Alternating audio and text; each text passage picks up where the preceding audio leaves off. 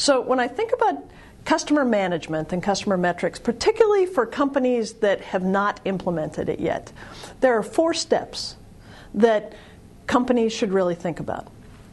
The first step is measurement. It's really about how do you measure the value of your customers and how do you determine on which customers to focus. And so when we think of measurement, traditional measurement that's often used is market share or kind of return on sales or sales revenue. But what we talked about was really the value of understanding how much a customer is worth over the customer's lifetime, what we call customer lifetime value.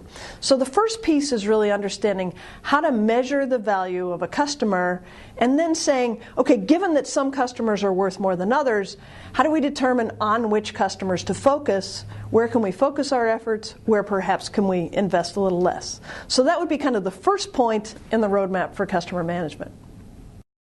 The second piece, after we understand what a customer is worth, we really need to say, okay, so what does a customer care about? How do we begin to understand what drives a customer to do business with us? Do they care about value? Are they really price conscious? Or are they more focused on quality? Or do they care about brand reputation? Or perhaps, and this is particularly true in business-to-business services, do they care about the individual relationship that you have with them and how that relationship is executed across all aspects of the organization? So the second point, once we understand what a customer is worth, is really saying, why do they do business with us? What can we really understand about what's most important to them so that we can make sure we deliver on that and execute on that and differentiate from our competitors? The third piece, once we understand which customers we really want to focus on and the value of those customers or customer segments and what's important to those customers, we can then begin to craft a customer strategy that's customized for that segment or that customer based on the value of that segment and what's important to that customer.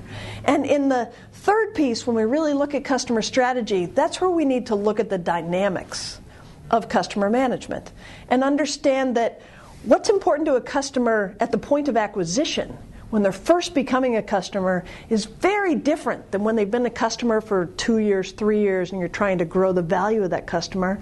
And what's important to that customer is different even than when they've been with you for 5 years or 10 years and a competitor is trying to take them away.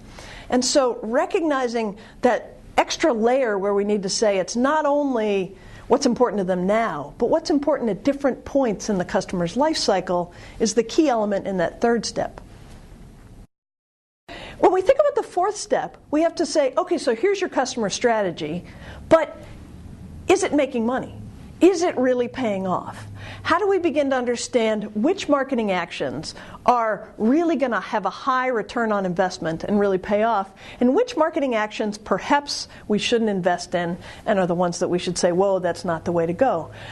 The fourth step, my goal is for you to say, I want to create some kind of a marketing dashboard, some approach. And I have specific ones that I've used with companies in my research, but you want to look at your specific organization and say, can we create a dashboard that can take marketing inputs and specific marketing strategies and take them through the customer purchase path to marketing outcomes in terms of customer purchases and customer lifetime value, and recognizing what those inputs are, what the key drivers are in marketing actions on the input side, and what are the measurement outputs that you want in terms of metrics that are important to your organization, and developing a model that works for your organization.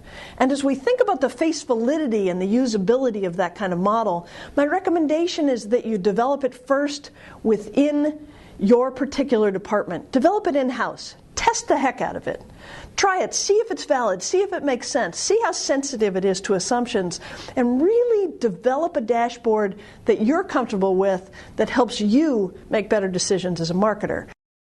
And so when we take all four steps, we're really looking at saying, okay, first, on which customers should we focus and how much are they worth? Second, what do they care about? Third, okay, what's the strategy we should develop for them? And then fourth, How does it link to firm performance? Is it really working?